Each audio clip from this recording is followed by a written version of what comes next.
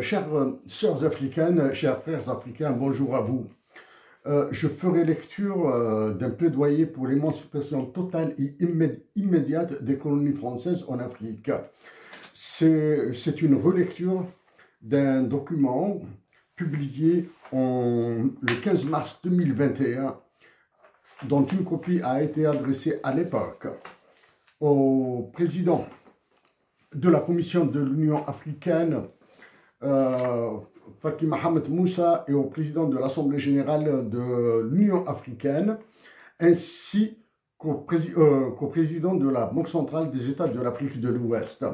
Donc, ceci est un plaidoyer adressé strictement et exclusivement aux nations africaines broyées par le franc CFA. Ceci étant dit, je dois mentionner dès le départ, en disant à M.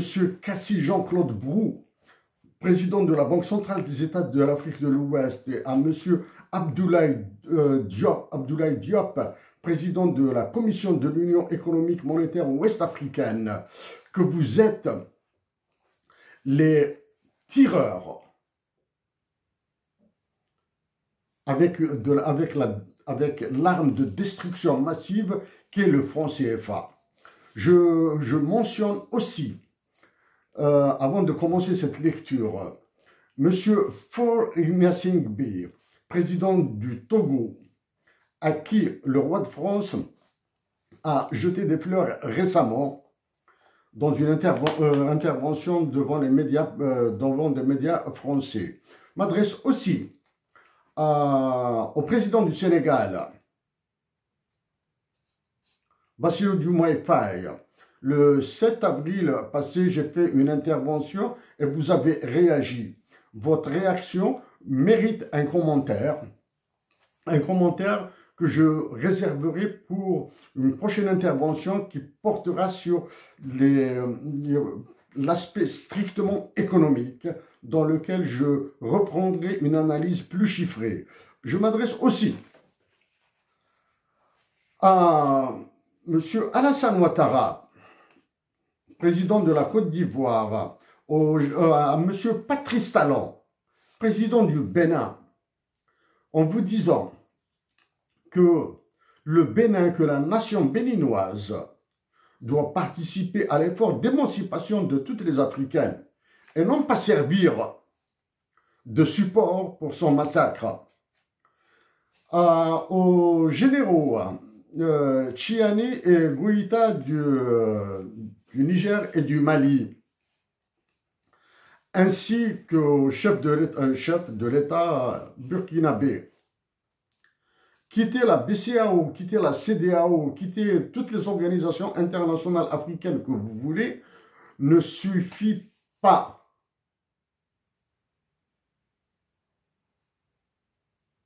Vous devez abandonner le franc CFA. Donc, je commence par la lecture de ce plaidoyer. Ceci est un plaidoyer pour l'émancipation totale et immédiate des colonies françaises en Afrique. Chères sœurs africaines, chers frères africains, sous votre consentement libre et éclairé, les indépendances et libérations de vos patries relèvent de votre décision d'être souverain dans le destin que vous vous souhaitez et de celui que vous voulez léguer aux générations futures. Dans le cadre de notre patrie de naissance, l'Algérie, c'est ce destin déjà défini par nos révolutionnaires qu'il faudra remettre sur la voie. Notre présent plaidoyer sera assis sur ce que peut imposer la volonté des nations et des peuples dans une action qui suivra la présence sur la trahison d'un destin meilleur pour les Africaines et les Africains. Nous nous adresserons à l'Assemblée générale des États membres de l'Union africaine. Notre plaidoyer pour une émancipation totale et immédiate des colonies françaises en Afrique exige au préalable de définir ce qu'est l'Afrique. Pour nous, ce sont tous les êtres vivants qui doivent jouir des richesses naturelles de cette terre limitée par la Méditerranée au nord, les océans Atlantique et Indien au sud, à l'est et à l'ouest.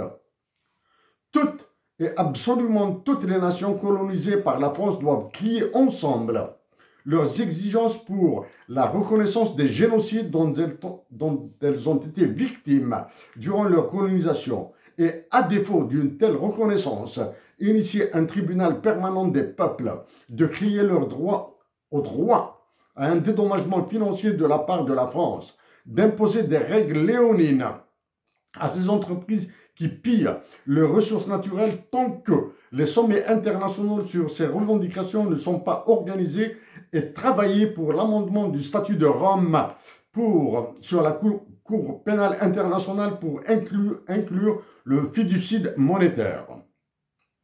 Ces exigences doivent être mises en œuvre dans le but de bâtir un avenir global fondé sur une justice juste, des droits humains et de la nature identique pour tous et de bien-être mesuré avec des indicateurs additionnels aux indicateurs internationaux en usage.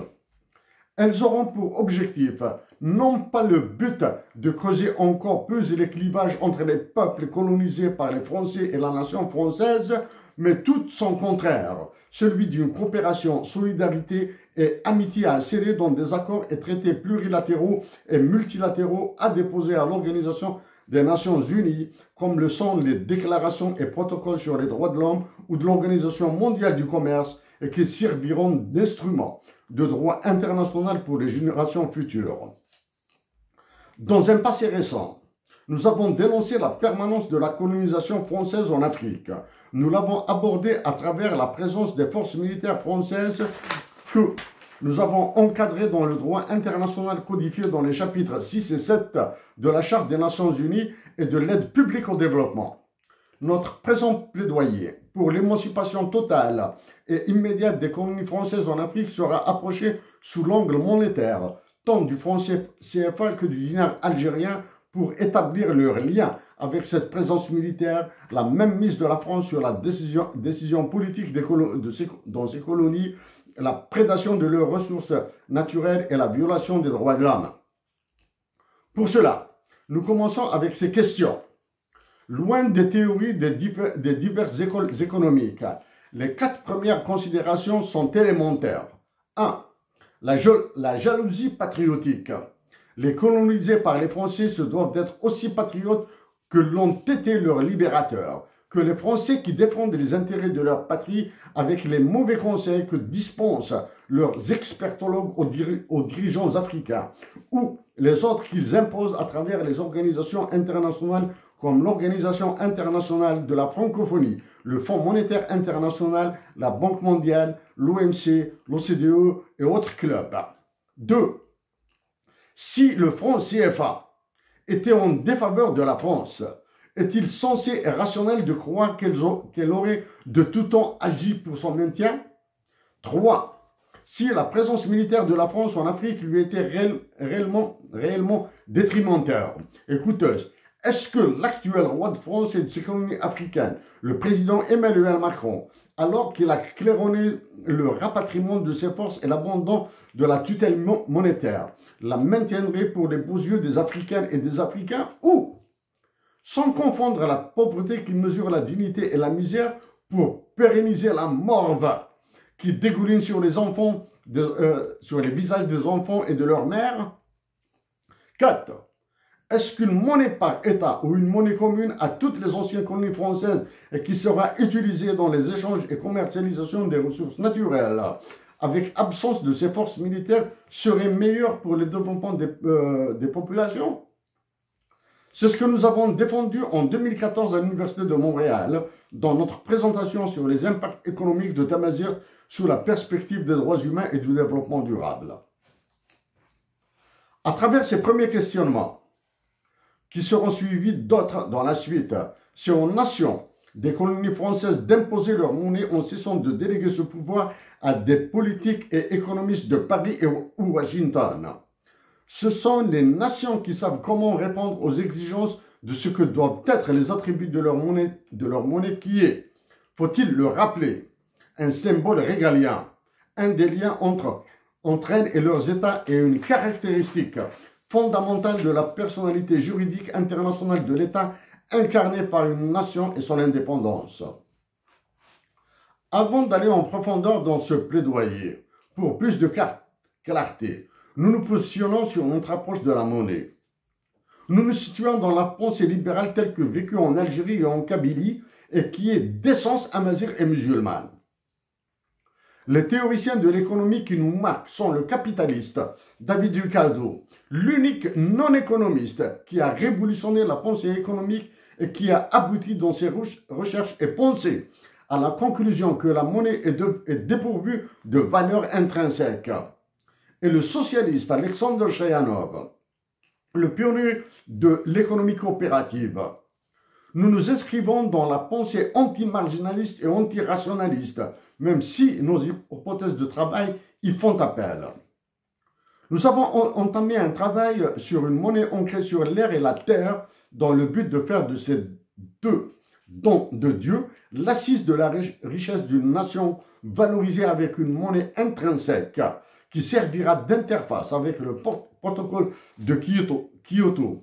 L'esprit, et nous précisons bien l'esprit, de son mécanisme de développement propre dans un premier temps et de l'autre mécanisme qui est la mise en œuvre conjointe au niveau régional, une fois ces critères définis dans un second temps.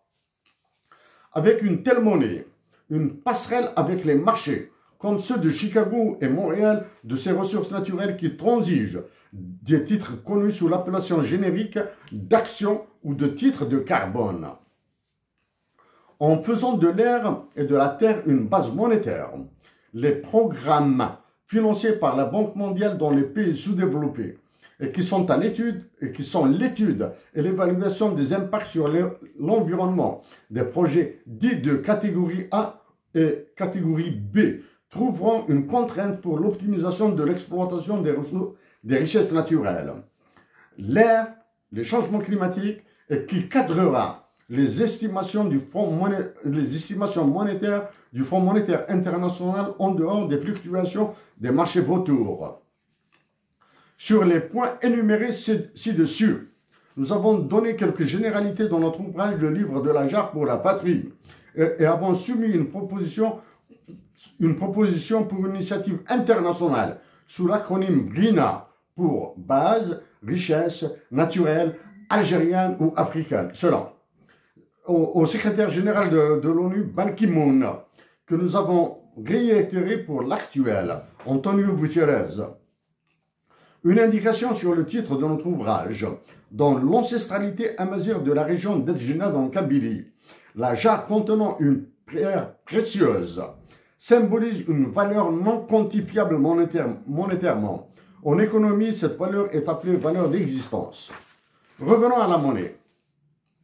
Lors du dernier sommet, lors du dernier G5 Sahel tenu à N'Djamena au Tchad, dans une partie de son discours, le roi de France et de ses colonies africaines, le président Macron, s'est félicité au comble des Africaines et des Africains de la contribution financière de l'UEMOA et a montré sa satisfaction dans la participation des autres organisations internationales africaines au maintien de son colonialisme. En faisant la liste exhaustive des organisations monétaires africaines, c'est à nous qu'Emmanuel Macron répondait car nous les avons qualifiées d'organisations terroristes. Ce jour, et dans ce plaidoyer, nous ajoutons qu'elles sont fascistes et que l'histoire fera d'elles les bras armés de la fiduciaire soft power française en Afrique. 1.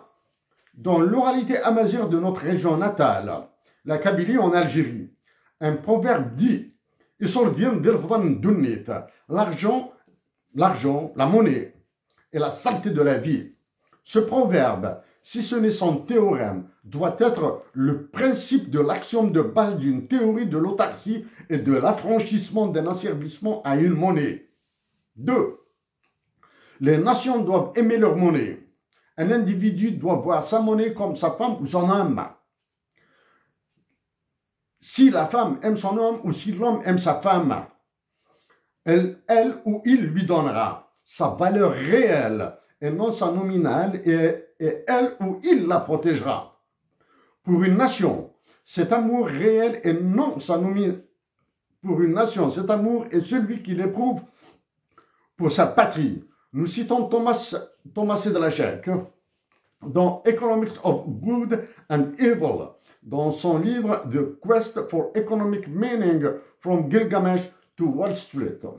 The story is about the sale of a field that Abraham buys from Hittites so that he can buy Sarah. But the Hittites want to give him, not to sell it. Until then, all asset transactions documented in Genesis were non-monetary and ownership changed through gifts or violence. Est-ce qu'un individu, un sujet d'une colonie française en Afrique, trouve sa monnaie belle ou laide? Est-ce que sa monnaie reflète son anthropologie, son histoire et véhicule sa dignité? Dans le cas de l'Algérie, son amazérité. Est-ce que peu de monnaie qui permet de se nourrir correctement est préférable à beaucoup qui nourrit mal? Maintenant, nous allons parler de l'Algérie, des ravages du président de la France dans notre patrie et nos compatriotes des autres colonies françaises en Afrique feront des parallèles avec leurs pays respectifs. Histoire. Les accords de Bretton Woods de 1944 ont porté essentiellement sur la monnaie internationale. Les négociations ont été monopolisées par l'anglais John Maynard Keynes et l'américain Harry Dexter White. L'affrontement a été gagné par l'américain qui a refusé le bon corps de l'anglais comme monnaie internationale. Le franc CFA a été créé en 1945. Il a permis à la France d'étrangler ses colonies et lui a garanti le sévrage économique et monétaire de ses colonisés jusqu'à ce jour. L'Algérie, victime d'une colonisation d'extermination, a subi pire. Un article spécial lui a été dédié lors de la création de l'OTAN en 1949. Dans les pays laminés par le franc CFA, la Guinée-Conakry s'en est affranchie dès le début des années 60, un coup très mal digéré par la France. Le sort de Modibo Keïta a été scellé quand il a tenté de faire de même, de s'émanciper de cette monnaie fiduciaire.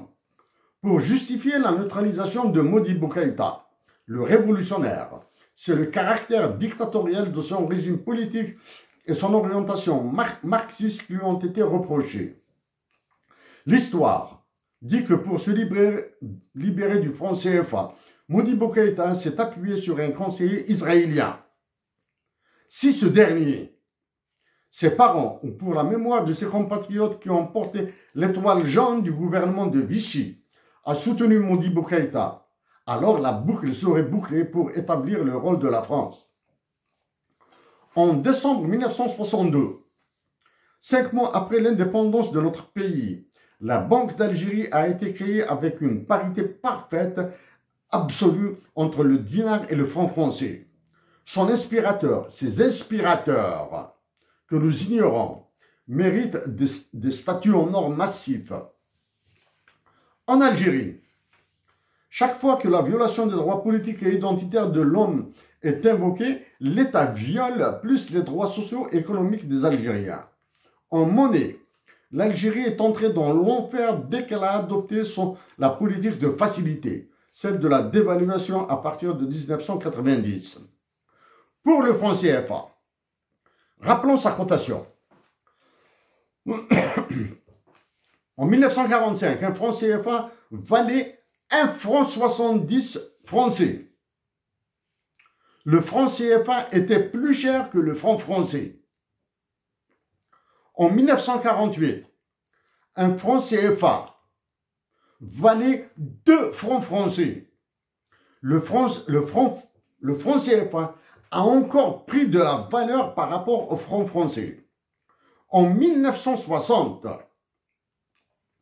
un franc CFA valait 0,02 francs français, 2 centièmes d'un franc français, après la naissance du nouveau franc français ou franc lourd et démonétisation de l'ancien franc.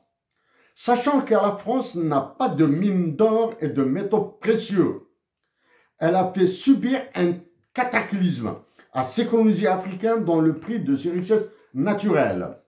Si 100 anciens francs achetaient 290 mg d'or fin, le nouveau français n'achète désormais que 180 mg. Nous rappelons que la France était encore sous ERP, plus connu sous le nom de plan Marshall, qui désigne aussi les 30 glorieuses pour les USA et non l'Europe. En 1994, un franc CFA valait 0,01 franc français. La France a décidé d'envoyer les Africains dans un enfer plus brûlant et plus profond. En 1999, un franc CFA vaut 0,00152 €, qui signifie qu'il vaut ce que recevra un Français après le partage de 152 € sur 100 000 Français. Voici des graphiques qui montrent les taux de change du dinar algérien, dirham marocain et dinar tunisien face à l'euro est identique par rapport au dollar. Ces graphiques se lisent de droite à gauche. Simplement dit, la distance qui sépare cette courbe et ces deux courbes mesure le patriotisme. Idem ici. Là, c'est pour le dinar algérien face au dirham marocain et dinar tunisien dans le cas de l'euro, dans le cas du dollar.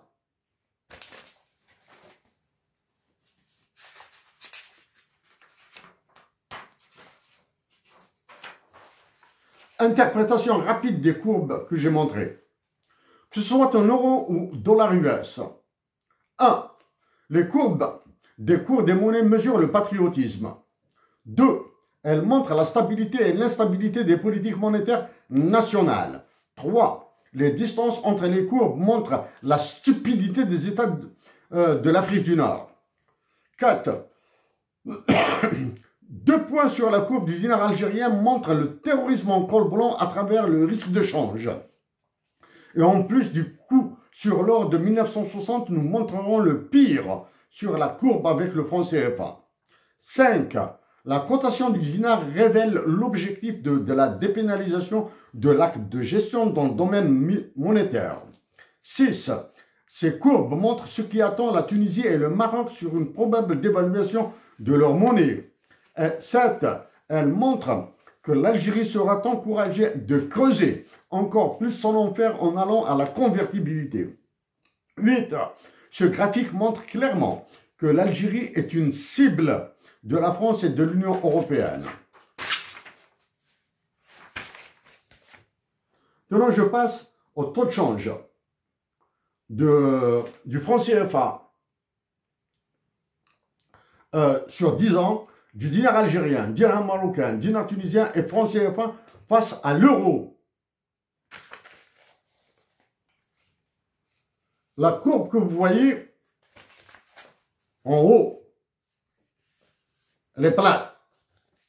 Vous avez 3 courbes en bas. Montre l'enfer, cette distance. Montre l'enfer dans lequel se trouvent les pays qui utilisent le franc CFA. Même chose, face au dollar US.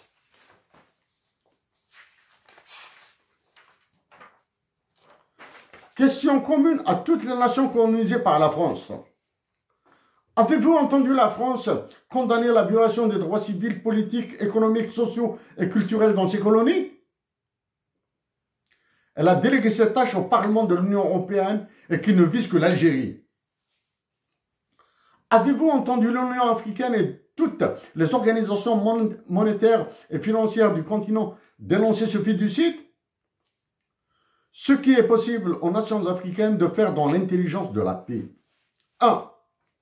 Exiger la publication des clauses de la responsabilité sociale des entreprises de toutes les compagnies qui pillent leurs richesses naturelles. 2. Exiger la certification de leur adhésion au protocole de Kimberley. 3. Demander à leurs États respectifs la révélation des volumes de richesses extraites et la part des recettes qu'ils reçoivent. 4. Organiser des grèves pacifiques qu'il faudra arrêter aux premières violences. 5. Imposer les suivis médicaux des populations aux frais des compagnies avec mission d'évaluation des bilans de santé par des tiers. 6. Organiser des référendums sur le maintien ou la suppression du franc CFA. En espérant le sursaut de la dignité des Africaines et des Africains. Ceci clôt notre plaidoyer. Merci. Signature Cornwall le 15 mars 2021. Nous joindrons ce document à notre intervention.